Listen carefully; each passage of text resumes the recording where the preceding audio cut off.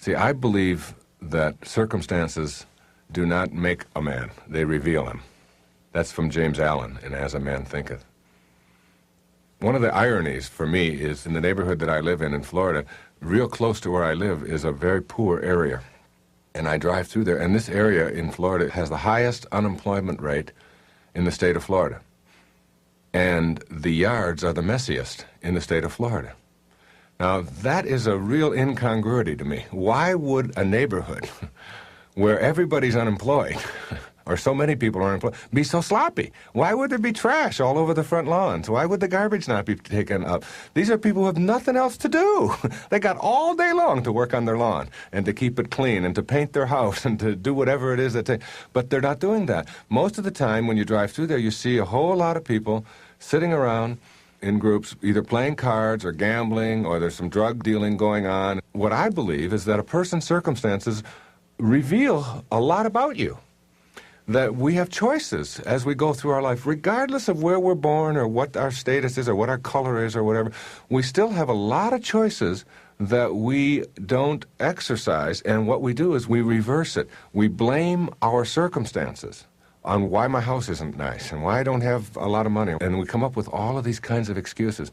And what you have to do to understand the concepts that I'm talking about here is to get that when you get these principles and they become a part of your life, the circumstances of your life are going to start changing dramatically. It isn't the other way around.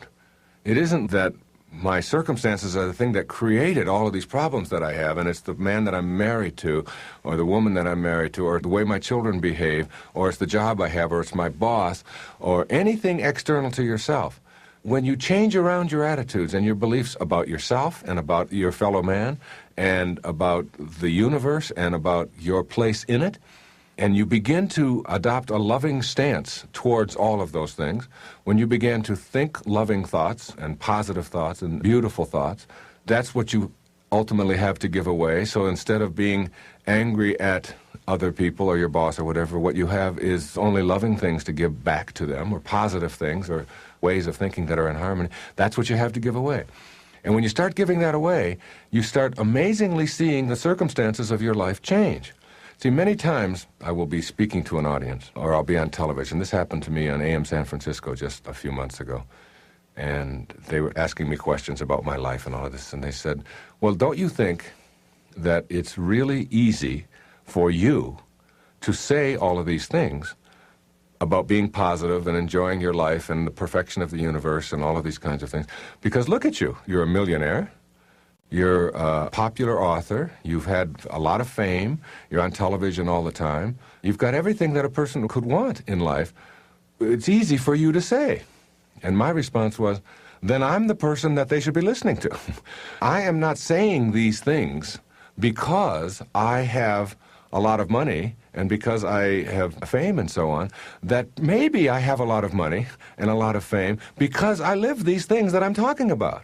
And I'm the person who came out of a set of circumstances that everybody else who came out of those circumstances in my family and in my immediate surroundings don't have the things that I have that they think are so important. This money and this fame and all of these accumulations and things.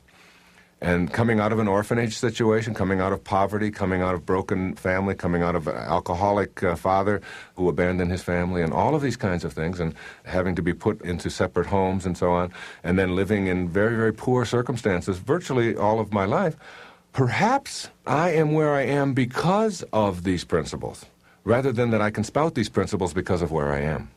That's really my response to people who think that this stuff about higher self and being a more spiritual person, I don't have the time for that. I don't have the luxury for that. My suggestion is that get your priorities in order.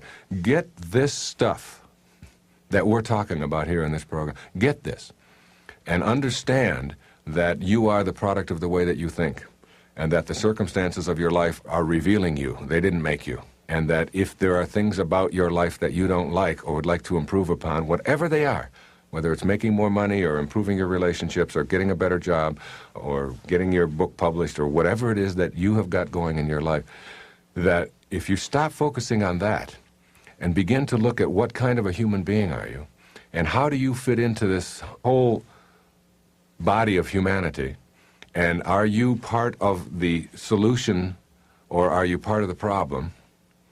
And are you in harmony, first of all, with yourself as a human being? And do you love the self that you are and treat it always with respect and love, the love that it deserves? And consequently then cooperate with the other people around you. Do you send them love because that's all you have to give away? Do you radiate love, or are you trying to get it from other people? And do you see the miracle that you are?